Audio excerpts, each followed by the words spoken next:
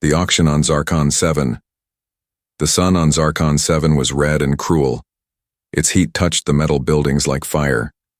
The air smelled of oil, sweat, and fear. Gareth, an old human with gray hair and tired eyes, walked slowly through the noisy slave market. His clothes were simple, dusty from travel, but his eyes were sharp. He was not there to buy for fun. He had a plan, a dangerous one. Aliens from many races stood around, shouting bids, laughing, pushing each other. On the large platform, cages were lined up, each holding a different girl. Young alien women, some crying, some silent, some with broken eyes. Gareth walked closer to the center. "Step aside, Earthman," growled a giant insect-like traitor. Gareth didn't answer. He looked up at the platform. Inside the third cage was a girl with glowing purple skin, white hair, and golden eyes. She sat quietly, her arms wrapped around her legs. When she saw him looking, her lips moved silently. "Please." Gareth's chest tightened. He stepped forward. The auctioneer, a green-skinned brute with a loudspeaker voice, raised his hand. "First bid, lot number 34, strong female from Lixar 3, can work, can breed, who starts?" The crowd laughed and shouted. 400 credits, 600, 850. Gareth raised his hand. 1,000. The crowd turned. Silence fell. The auctioneer squinted. "Human, you bidding?" Gareth nodded once. 1,000. "Ha!" someone shouted. "Old fool doesn't even know what he's buying." Gareth looked again at the girl. She was still watching him, not with fear now, but with hope. The auctioneer tried to restart the crowd, but no one raised the price. Gareth won the bid. Next cage, another girl with green skin, short blue horns, and chains around her wrists was pushed forward. She looked sick. Gareth bid again. 1,000, and again, until he had 5 girls. The auctioneer leaned over to him. "You rich or stupid?" "Maybe both," Gareth answered, calm. Papers were signed. The chains were unlocked. The girls were handed to him like items. Gareth took them all to his small rented ship, parked just outside the city dome. They walked slowly, confused, some limping, one needing help. Inside the ship, he opened a cabinet and handed out warm food. He poured clean water. The purple girl sat with the bowl in her hands, staring. "You're not like them." "I hope not," Gareth said. "Why did you buy us?" Another asked. She had blue skin and pink eyes. "What do you want from us?" Gareth sat on the metal bench near the table. "Nothing." They looked at him, not believing. "You bought us," said the one with horns. "People only buy things they want to use." "I didn't buy you to use you," Gareth said softly. "I bought you to set you free." Silence filled the ship. The youngest girl, barely old enough to speak, whispered, "What does free mean?" Gareth's eyes filled with sadness. "It means you choose who you want to be. No one owns you now, not even me." Suddenly, the ship's system beeped. An alert. Gareth frowned and walked to the control screen. His heart dropped. Someone had attached a tracking beacon to the ship's hull. "They're following us," he muttered. He looked back at the girls.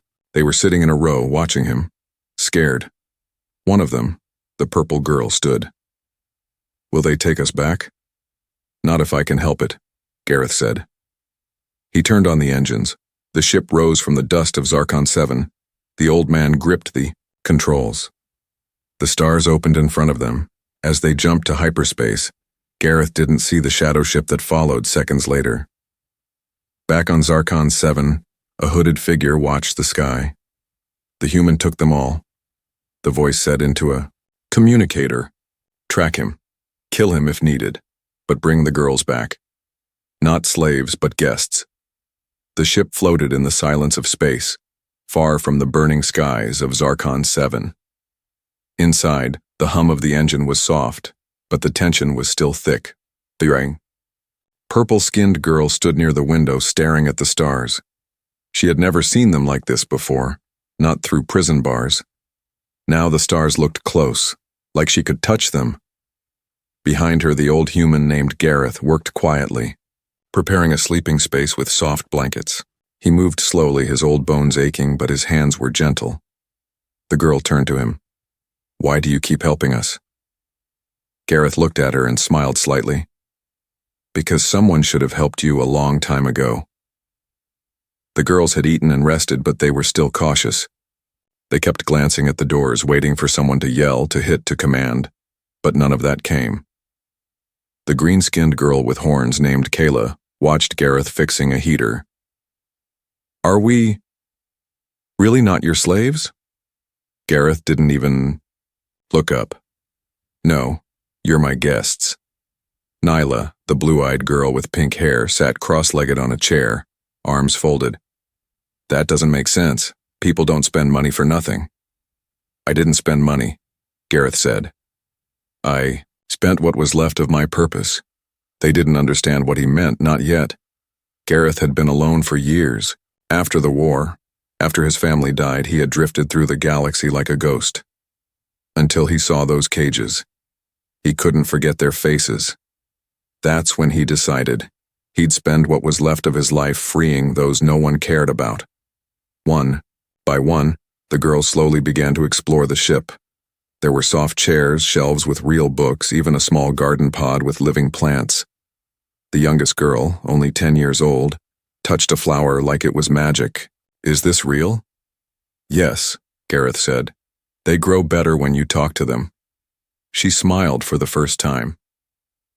That night, Gareth made a warm stew. He placed bowls in front of each girl. None of them moved at first. Nyla looked at the food, then at him. "Aren't you going to eat first to prove it's not poisoned?" Gareth chuckled softly. "You can watch me eat if it helps." He took a bite and smiled. "Needs more salt." One by one, the girls started eating. Silence turned into chewing. Then quiet turned into small laughter.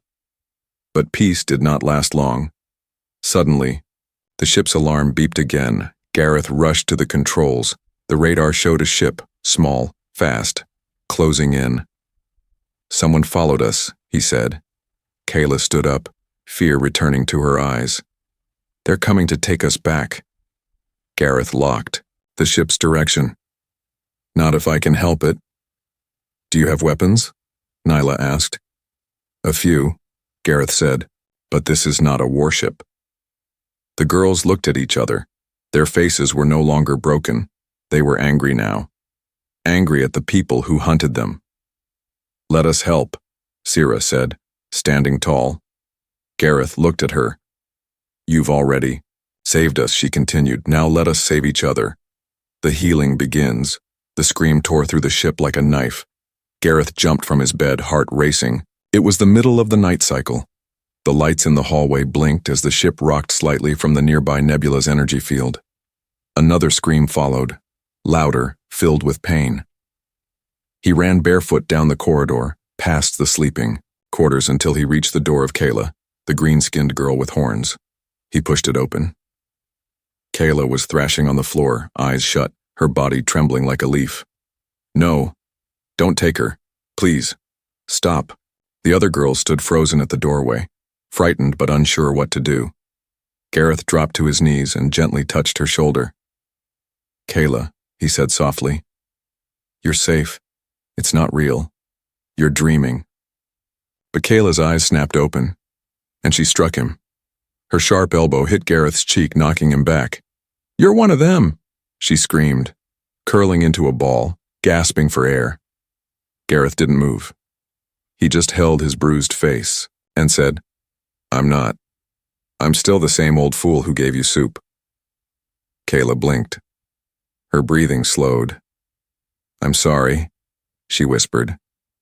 "No need to be," Gareth replied. "Pain doesn't listen to rules."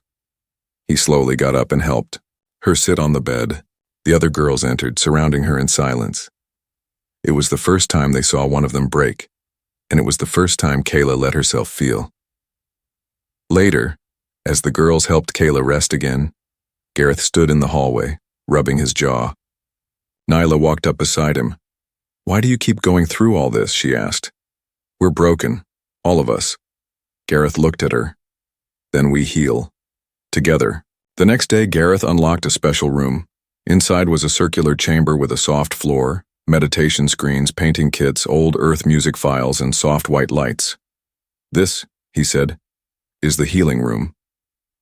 They looked at it in silence. "This is for you. Talk, paint, scream, cry, sleep, whatever you need." The girls didn't trust it at first, but slowly they began to return to that room every day. Kayla painted a red sky with black cages. Nyla just sat and listened to earth piano music. Sierra began recording her memories into a small hollow diary. One girl planted seeds Gareth gave her and checked on them daily. Gareth never forced them. He just watched, waited, and cooked. Weeks passed. The ship stopped hiding and started traveling. The galaxy was big and free. One night, during dinner, Nyla spoke up. "You gave us more than freedom." Gareth raised an eyebrow. "What do you mean?" "You gave us names," she said, "and that gave us identity." Gareth smiled. "It's easier to speak to someone when they're more than a number." Sierra looked at him. "Why did you name me Sierra?" "I once knew a girl with that name," he said softly. "She was kind. She had fire in her soul." Sierra's eyes lowered. She smiled. Then came a strange silence. A peaceful one. Until the radar beeped again. Gareth's face tightened. Another ship, no ID, silent, watching from a distance. "We've got eyes on us again," he said. The girls looked at one another, but this time no fear, only fire. Bounty on their heads. The stars outside the ship blinked like silent alarms. But the real danger wasn't light. It was what followed them through the dark. Gareth stared at the radar screen. The shadow ship hadn't moved in hours. It just floated, there, like a predator waiting for its prey to breathe. Nyla stood behind him, arms crossed, eyes cold. "They're not leaving." "They don't have to," Gareth said. "They want us to panic." Kayla, now stronger and more alert than before, leaned against the wall. "Do they know we know?" "Doesn't matter," Sierra said, stepping into the room. "They're waiting for a signal." Gareth opened a coded message file that had arrived minutes ago. The words made his blood turn to ice. "Reward, 100,000 credits. 5 escaped alien assets. Human accomplice. Expendable." "Read it out loud." The girls stood silent. Kayla slammed her fist into the table. "They put a price on us like we're animals again." "No," Nyla said sharply. "Like we're property." Sierra stared at the screen. "They're hunting us." Gareth stood slowly. "Then it's time we stop running." The girls looked at him, confused. Gareth walked to a metal panel on the wall and opened it. Behind it, guns, energy shields, EMP grenades, old tech, from old wars. "I didn't just fight in battles," he said. "I survived them." Kayla's eyes widened. "You were a soldier?" "Once," he nodded. "Long time ago. But I remember how to fight." Sierra stepped forward. "So do I." Gareth handed her a compact blaster. "You ever shoot one of these?" She shook her head. "But I've imagined it many times." He looked at the others. "If you want to hide, I'll respect that. But if you want to fight," Nyla cut in. "We fight. Together." Later that day, the training began. Gareth showed them how to move, how to shoot, how to breathe under pressure. They practiced in the cargo bay. Kayla was quick, Sierra was focused, Nyla was creative, setting traps from broken parts. The youngest girl, barely big enough to hold a stun stick, just stood beside Gareth and whispered, "Are we going to die?" Gareth kneeled down.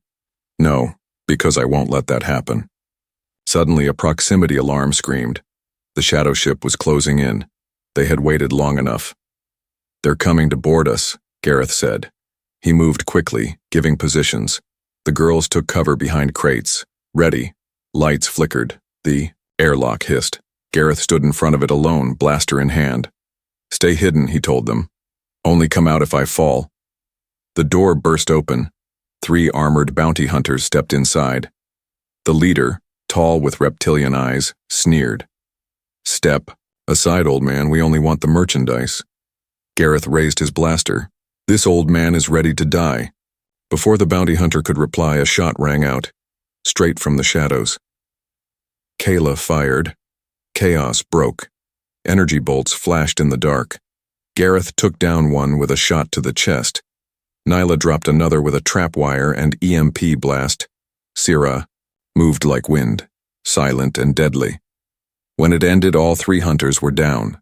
The girls stepped out from hiding, faces serious, breaths heavy. Gareth looked at them. You weren't just slaves, he said. You're warriors. Kayla nodded. We just forgot who we were. A proposal from the past. The ship was quiet again, but it was no longer the silence of fear. It was the silence after a storm, the kind that lets you feel everything you were too busy to notice before. Gareth stood alone in the kitchen, cleaning, his bruised hands under warm water. His arm shook slightly from the blaster recoil. His face was cut and his ribs ached, but he was smiling. Behind him, soft footsteps approached. It was Syrah, the purple-skinned girl with the golden eyes. She moved carefully, like someone carrying words too heavy for her chest. Gareth, she said softly. He turned. You okay? She nodded. You saved us again. He shrugged. I just taught you how to fight. You saved yourselves. Syrah looked down, then slowly stepped closer. That's not what I mean. There was something in her hands. A necklace, small, handmade from ship wire and crystal beads. She held it out. For you. Gareth blinked. What is this? A bond gift, she whispered. From my world. When someone changes your fate forever, you give them this. Gareth hesitated. Syrah, you don't have to. She placed it around his neck. You didn't just free my body, she said. You made me want to live again. He didn't know what to say. Then Syrah stepped even closer, heart pounding. I know I'm not from your world. I know I'm not young like your kind might want. But if there is space in your heart, I want to be beside you, as more than just someone you saved. Gareth's voice was low. You want to marry me? She nodded. Yes. Before he could speak, Kayla's voice called from the hallway. Syrah, are you? She stopped at the doorway. Her eyes met. Gareth's. Then she looked at the necklace. Kayla smiled. So? She finally said it. Syrah blushed. You knew? All of us did, Nyla added, stepping in behind Kayla. We just didn't know who would be brave enough to ask first. Gareth was stunned. Wait, you all? We've been talking, Kayla said. We decided something. Gareth raised an eyebrow. And what's that? Syrah stepped forward again. We all love you. In our own way. You didn't just save us. You gave us purpose, trust, laughter, a future. Nyla nodded. We've been slaves, fighters, survivors, but now, we want to be your family. Kayla added, if you'll have us. Gareth sat down, too overwhelmed to stand. He had expected to die alone. But now, 5 alien girls, once broken, now strong, stood before him, asking to become his wives, not for power, not for safety, but for love. He looked at each of them slowly, eyes full of emotion. I never thought I'd have a family again, he said quietly. But if you'll have me, I'll give you everything I have left. Syrah stepped forward and held his hand. Kayla kissed his bruised cheek. Nyla leaned on his shoulder, smiling, and in that moment, the war inside them, of pain, fear, and loneliness, ended. A new life had begun. Marriage under alien stars, the twin. Moons of Alaros 5 rose above the cliffs like two silent witnesses. Their soft glow lit the valley in silver light. A cool wind passed over the tall bluegrass fields, carrying the scent of strange flowers and new beginnings. Gareth stood on a high ridge, dressed in ceremonial robes stitched by the girls themselves. One thread from each world they came from. His hands trembled slightly, not from fear, but from the weight of something he never thought he'd feel again. Belonging. Below him, the girls walked one by one down the natural stone path. They wore dresses made from old fabrics and found silks, shaped by their own hands. Each color represented their home planet. Their faces glowed, not just from beauty, but from peace. Sira, in shimmering purple, stepped forward first. "I come," she said aloud, "not as a rescued slave, but as a woman who chose her heart." She placed her hand on Gareth's chest. Nyla followed, pink fabric brushing the earth. "I come as a fighter who learned to feel again." She placed her hand atop Sira's. Kayla came next, horns decorated, with gold vines. "I come not to be owned, but to offer myself freely." One by one the others joined, standing in a circle around him beneath the stars. There was no priest, no law, just souls. Sira reached for a small device, a ring shaped like an old earth locket. She opened it, and a soft light floated into the air, displaying an image. Gareth smiling with the 5 of them behind him, captured by the ship's camera weeks ago. "Let this be our vow," Sira said, "that even in the cold silence of space, we found warmth." The others echoed, "We found home." Gareth's eyes filled with tears. "I thought I was too broken, too old. But you showed me that love has no rules." He took a breath, then said, "You are my family, my hope, my reason to keep going. If you'll have me, I give you everything I am." The girls each nodded. In their world, this was marriage, a choice, a circle, a vow under the sky. The stars sparkled above them as if blessing the union. Suddenly the sky shimmered, and fireworks burst into view. Not real weapons, but light-projecting flares released by the ship's celebration system. The youngest girl had triggered it from the control room. Laughter filled the air. Music from Earth and other worlds played softly from the speakers. The girls danced barefoot in the grass, and Gareth joined them, slow, a little stiff, but smiling wide. For the first time in years, he didn't feel old. He felt alive. As they lay together under the moons, watching stars drift above, Kayla whispered, "We were born on different planets. We were never meant to meet." "But destiny doesn't care about rules," Nyla replied. Gareth smiled with his eyes closed. "No, it doesn't. But far beyond the sky, across a quiet system, someone was watching. And not everyone celebrated love between a human and 5 alien women. Something was coming. A family worth fighting.